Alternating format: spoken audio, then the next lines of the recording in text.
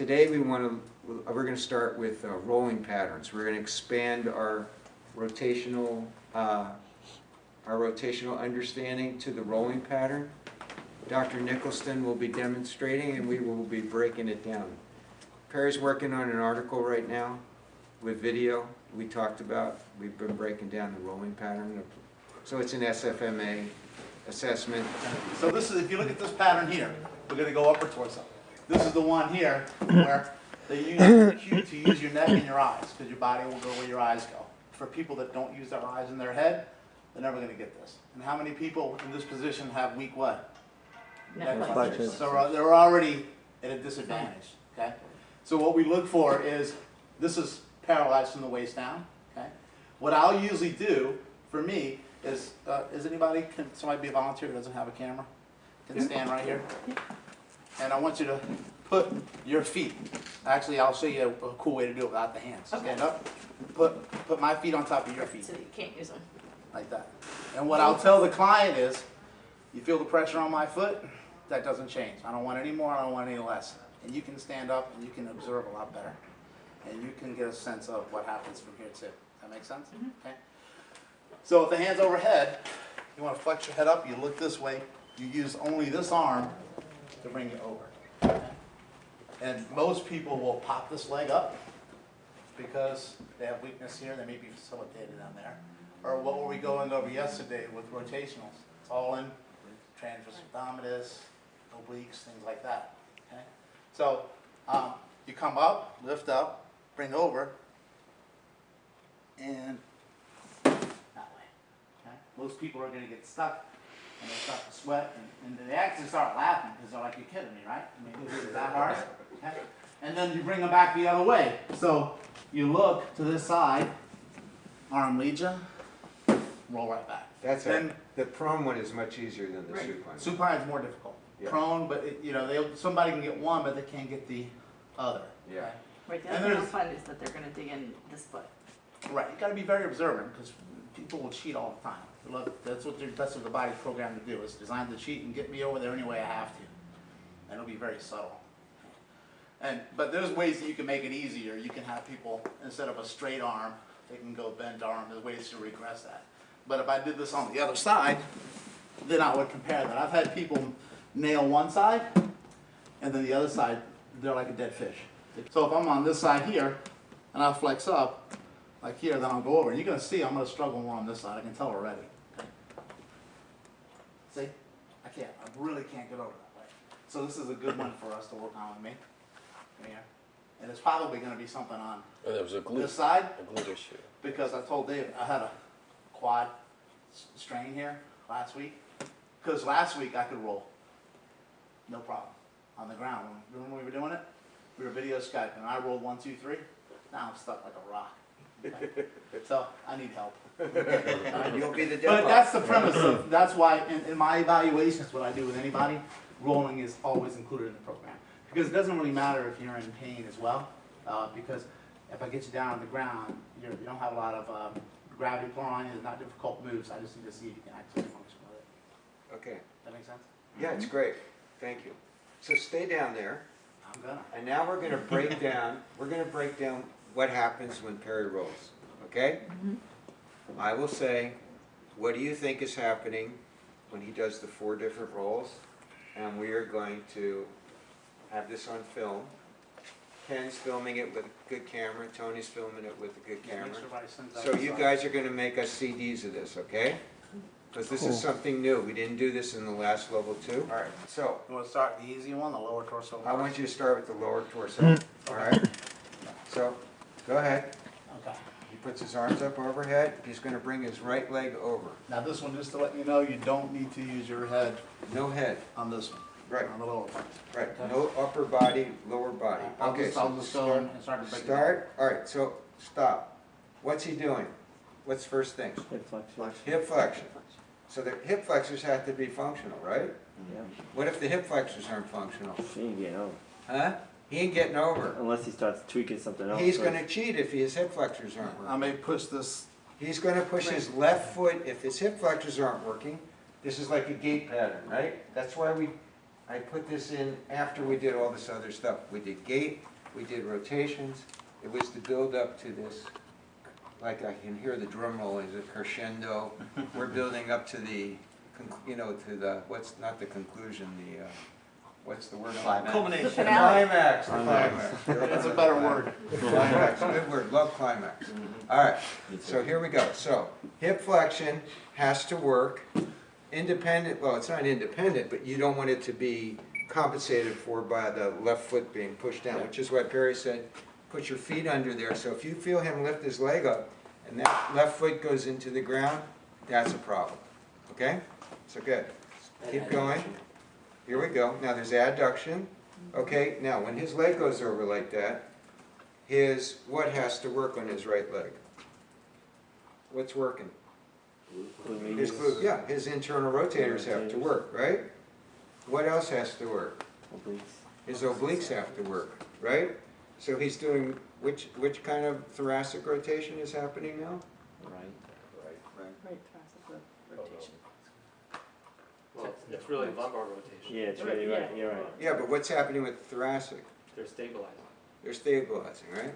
They should be, right? Scapular by simulating a right thoracic rotation. That's right, that's right. So right thoracic rotation to stabilize, right? Because he's going the other way, right? He's doing left lumbar rotation, right? So right thoracic rotation has to stabilize. What if his obliques are not stable? What's going to happen? It's going to make it real hard to do, isn't it? Yeah, okay. So it's dependent on his gluteus medius on the, gluteus medius complex on that side, right? And what has to happen on the other side, on his left hip? What has to work? Extensors.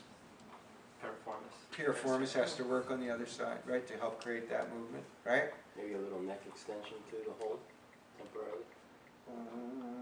Temporarily. Not too, you don't want him pressing too hard down with the neck, But no. it's what happened.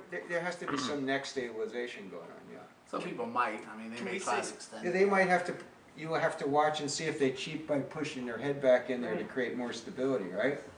Which would, You could see that could happen. And you Right, also especially if they watch can't for get the what glutes. we talked about, that they're holding their breath or they're clenching their jaw. Yeah. They'll do that. Can we say specifically which obliques? 'Cause we have Yes, it external would and be internal. right internal, left external. Okay, so we're going over. Okay, now keep going.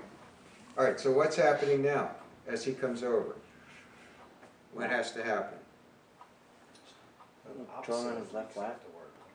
What's happening with the obliques now? The opposite ones are fine. That's right. Yeah. They are. So when he's in this position, the right internal oblique has to stabilize to get the lower body over, right? But then as he comes over this way, then he has to be powered by left internal, right external, right? So the obliques then change as he comes over, okay, and completes the rotation. He was also holding his head up, which he didn't have to do. No, but he's trying to look and see what we're doing, so I'm not going to ding him for that, okay? So those are the main drivers. Now, if he doesn't have, come back and do it again, Perry. Come back and do it again. All right, so if he doesn't have some of that stuff, and he's leading with his leg, but now his arm comes over, right? His arm's going to come over eventually, right? Yeah. What if his left thoracic rotation doesn't work? What's that pec minor going to do? yeah. It's going to work really hard. So one of the things you want to look for is how much is he doing that with his right pec minor? Because the right pec minor can drive that whole thing over. So watch out for pec. If they're having trouble with this, pec minor is a big player in that. Okay? Can you see why? That'll be the driver. He'll try it because if the lower body isn't functioning properly, he'll drive it with his right pec minor. Okay? Especially him, his lats look like they're really restricted. His lats? You can't get full. I see. Oh, yeah. His lats are really tight. Yeah, but that's a whole nother problem. That's not from the rolling pattern, no. Okay, so go back over, Stomach. go on your stomach, yeah. Okay, now, when he comes back, okay, what has to work? Right glute. Right glute has to work, and if it doesn't, what's he gonna do with the left leg? Push down more. He's gonna push down more, so that's first thing you wanna watch. Okay, that's why Perry's saying put your, how much pressure they're putting into the ground. So his left hip flexors could be turning off his right extensors, right? That's first thing that's a first pattern you wanna look for. Okay, then he starts coming back. Okay, so what has to happen there? Right piriformis, left gluteus medius, right? And what about the obliques? We're going into what's starting to happen there. What has to stabilize for him to do that? Left internal. Left internal, right external, correct? Okay, so that's important. Okay, they're the stabilizers. Now he starts coming over. Then the obliques, then he has to have right internal, left external as he starts to come over, right? The obliques switch. And if his obliques don't switch, what's the upper arm going to do? It's going to pull back harder in the scapula. So what muscle is going to do that? Traps. External rotators. Yeah, lats, traps, probably rhomboids. Rhomboid's going to be the driver on that one, right? Because I'm not, you know, the mid traps and the low traps, like, forget them. They're not the most powerful muscles, right? But his rhomboids can really pull, okay? So if you have many of us have clients with super facilitated rhomboids, right? They're coming in, it hurts like hell between my shoulder blades, you know, big ass knots in there and everything, right? Why not then check the relationship of rhomboids in a rotational pattern to the obliques, right? So you would have right rhomboid to the right internal oblique, left external oblique. Okay? Everybody got that? Say that one more time. Right rhomboid, right internal oblique, left external oblique. Okay. Good demonstration? Okay? So that's the lower body pattern. Now let's break down the upper body pattern. Okay? So go ahead, do an upper body. I'll do first. my good one, so. Do your good one. We won't criticize you. It was good, so. Yeah, that's it. All right, so head has to come up. So if he has inhibited neck flexors, what's going to have to work? Have to curl his toes. I was just saying, yeah. Watch the feet. Watch the feet. I'm really not. Take Watch shoes the off. feet. What else would have to work? If he doesn't have neck flexors? Diaphragm jump. Right. He might have to hold his breath. abs. His abs might go crazy, right? The usual one that happens is that. Yeah, or they lift their leg up. Their hip flexors try and help, right? Okay? So, all right, so he can lift his head up, but watch for holding breath, watch for abs and hip flexors, okay? So Okay, with come the to- rolling, the cueing is head goes up, then you have rotation and eyes looking the armpit all the time. Always trying to look towards where you're going. Okay? Now he's going to initiate that by bringing his right arm over, okay? Well, you skip the SCM and the scalings. Yeah, Oh, head rotation. yeah, but if they're limited in neck rotation to begin with, that's going to be tough to follow that, right? Yeah. So if he has limited neck rotation to the left, something else is going to have to make up for that, which would be his pec minor, right? Right. Yeah. So then his pec minor is going to drive it. So if he couldn't turn his head to the left, his pec minor would have to work extra hard, right? All right, so now we're going, right? Now, if his obliques aren't working, right? If his obliques aren't working, then his pec minor is going to have to work like crazy. Also, he's going to push his right heel down into the floor. And it's Okay. left hip flexion. Left And he hip could use his left hip flexor too. They start. Yeah. He could start by trying with the hip flexor, or another strategy would be to pin his right foot down, okay?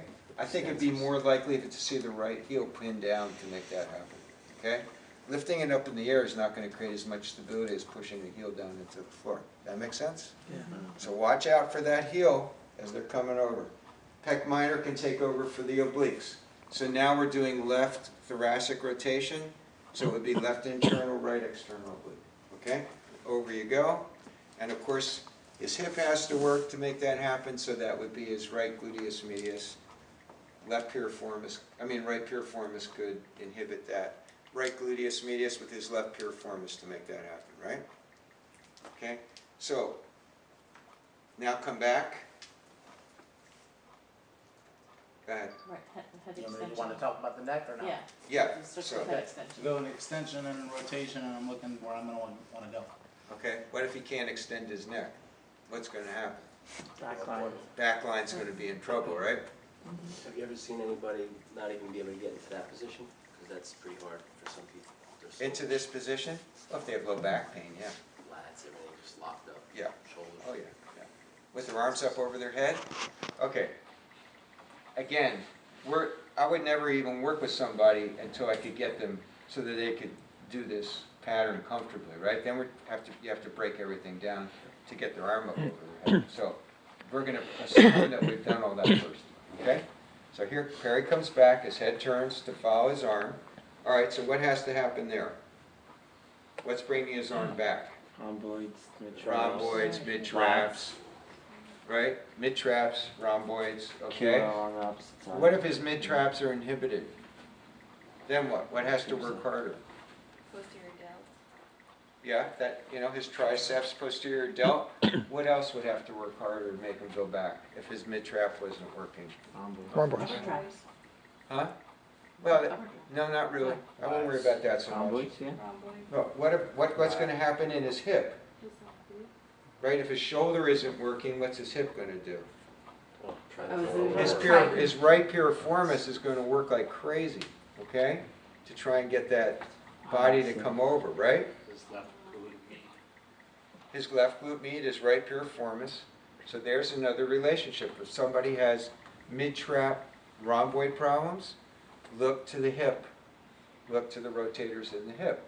So think of these guys as in the shoulder as rotators as well, okay? But you might see them, like, if their upper trap is facilitated, you might see them trying to use muscles that will not help them at all. Exactly, You see them, yeah. you know, Yeah, there are lots of possibilities, certainly, certainly. Okay, so he's bringing his arm back. What if he can't do that? What's the obliques going to do? So now he's got right thoracic rotation trying to happen, right?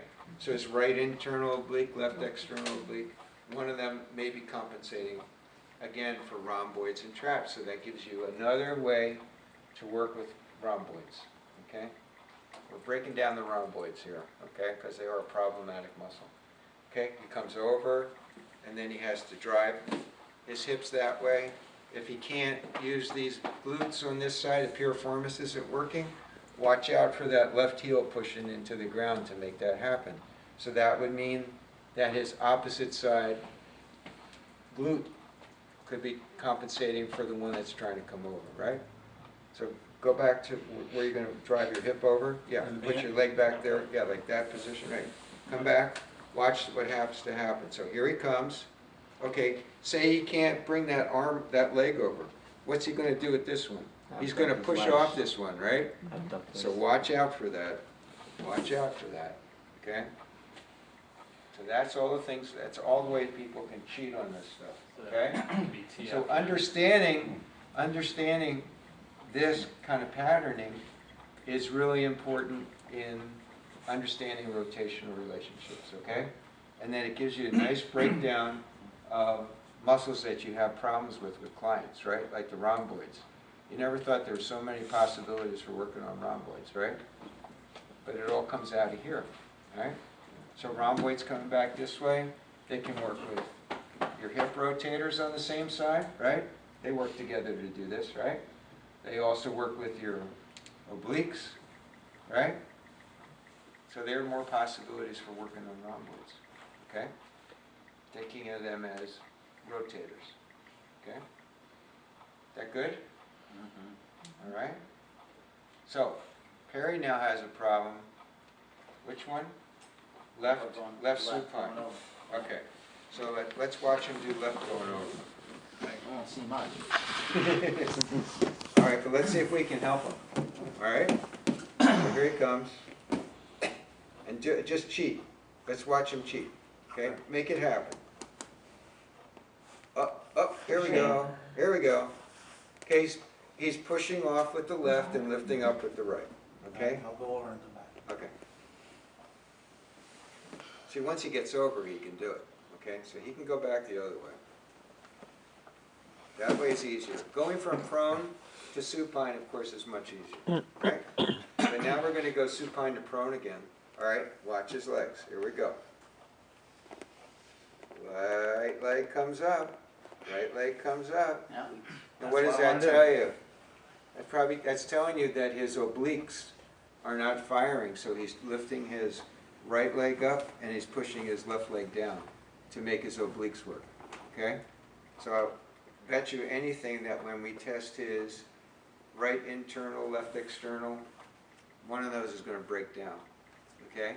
And it's going to break down. We'll test it in relationship to right hip flexors and left leg extensors. That make sense to everybody? Can you say that one more time? Huh? Say that one more time. His obliques are not firing. Right. I can see that happening. Because Perry said when you can't do something like this, it indicates core stability issue, right? So he was talking about Big Ed at the gym, didn't have an oblique. So this is what Perry's oblique isn't firing. And he strained his right quad, right? So if his right quad's straining, how did it get strained? It could be because his oblique broke down, okay? So we're going to, because we know some of his case history, he even posted on Facebook last week about his right quad, right? He was lasering it, taping it, and all kinds of shit, right? So his My right oblique, quad, though. but he didn't check his oblique. You can't do this to yourself. It's impossible. I have to have somebody watch me. I don't want to even think about myself like that. It's crazy. All right, so he's coming over. He's using his hip flex. He's using his rec fem to pull it up, right? Okay. So that's interesting because he ends up using the muscle that's injured. How do you think it got injured? Right. Overusing it. He's overusing it. Okay. So it's probably his rec fem that's compensating for either his right internal, left external. Okay. And it might be rec fem in combination with the left leg extensors. It might be the two of them together that's inhibiting the oblique. We'll have to see. It might be a functional test as opposed to an individual muscle test. We'll do both. We'll see what happens. Okay? So now you get off the floor. And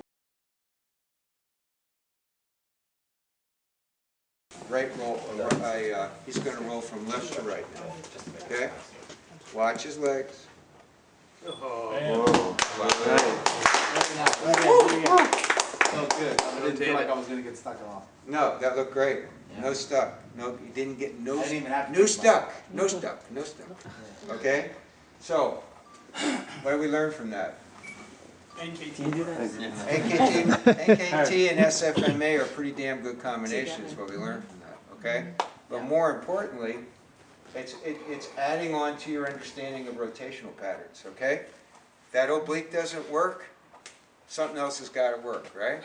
So, SFMA talks about core stability in the rolling pattern, right?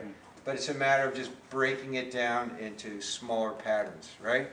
So I think that where NKT fits into SFMA, those of you who already know this, it's micromotor control versus macromotor control. A rolling pattern I call macro, and what we do I call micro, okay? So if you don't have the micro components working, how are you going to do the macro? Not well, all right? You're still the Y. Huh? You're the Y. It's the why.